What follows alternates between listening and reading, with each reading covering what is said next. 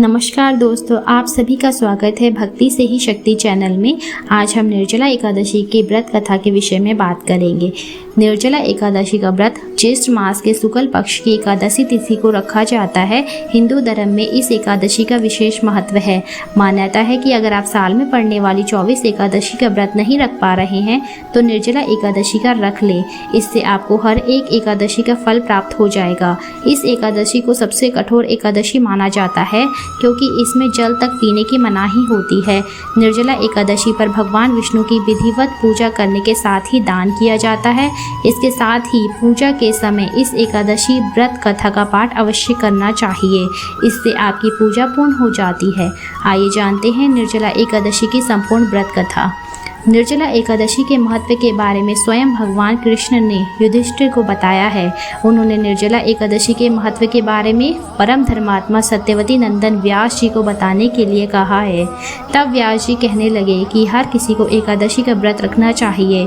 इसके साथ ही एकादशी के दोनों पक्षों में भोजन नहीं करना चाहिए। इसके बाद द्वादशी को स्नान पूजा करने के बाद ही भोजन ग्रहण करना चाहिए।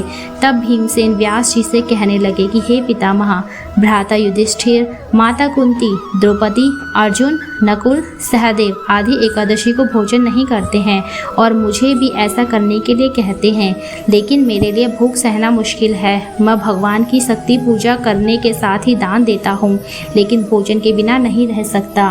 इस पर व्यास जी कहते हैं कि हे भीमसेन, यदि तुम नरक को बुरा और स्वर्ग को अच्छा समझते हो तो प्रति मास की दोनों एकादशियों के दोनों पक्षों में तुम अन्न मत खाया करो।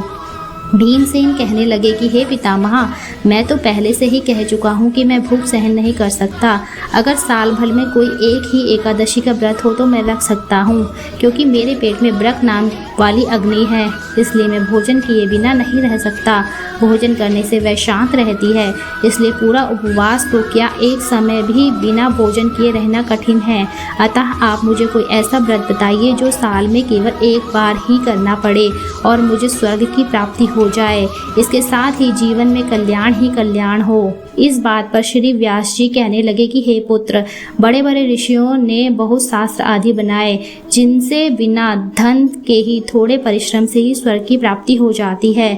इसी प्रकार शास्त्रों में दोनों पक्षों की एकादशी का व्रत मुक्ति के लिए रखा जाता है। व्यास जी के वचन सुनकर भीमसेन नरक में जाने के नाम से भयभीत हो गए और कांप कर कहने लगे कि अब क्या करूं। मास में 2 व्रत तो मैं नहीं कर सकता। हाँ, वर्ष में 1 व्रत करने का प्रयत्न अवश्य कर सकता हूँ। अतः वर्ष में 1 दिन व्रत करने से यदि मेरी मुक्ति हो जाए तो ऐसा कोई व्रत बताइए। यह सुनकर व्यास जी कहने लगे कि वृषभ और मिथुन की संक्रांति के बीच ज्येष्ठ मास के शुक्ल पक्ष की जो एकादशी आती है उसका नाम निर्जला एकादशी है। तुम इस एकादशी का व्रत करो। इस एकादशी के व्रत में स्नान और आचमन के सिवा जल वर्जित है। आचमन में 6 मासे से अधिक जल नहीं होना चाहिए, अन्यथा यह मद्यपान के सदृश हो जाता है। इस दिन भोजन नहीं करना चाहिए, क्योंकि भोजन करने से व्रत नष्ट हो जाता है।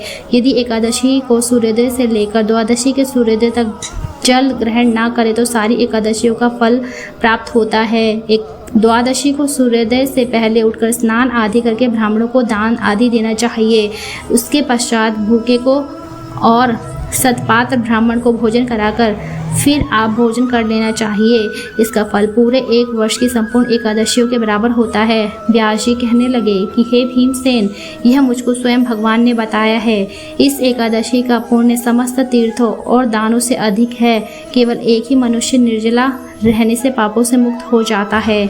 जो मनुष्य निर्जला एकादशी का व्रत करते हैं उनकी मृत्यु के समय यमदूत आकर नहीं घेरते, बल्कि भगवान के पार्षद उसे पुष्पक विमान में बिठाकर स्वर्ग को ले जाते हैं। अतः संसार में सबसे श्रेष्ठ निर्जला एकादशी का व्रत है, इसलिए यत्न के साथ इस व्रत को करना चाहिए। उस दिन ओम नमो भगवते वासुदेवाय मंत्र का उच्चारण करना चाहिए और गौदान करना चाहिए। इस प्रकार व्यास जी की आज्ञा अनुसार भीमसेन ने इस व्रत को किया, इसलिए इस एकादशी को भीमसेनी या पांडव एकादशी भी कहते हैं। निर्जला व्रत करने से पूर्व भगवान से प्रार्थना करें कि हे भगवान, आज मैं निर्जला व्रत करता हूँ, दूसरे दिन भोजन करूँगा। मैं इस व्रत को श्रद्धा पूर्वक करूँगी, अतः आपकी कृपा से मेरे पाप नष्ट हो जाएं।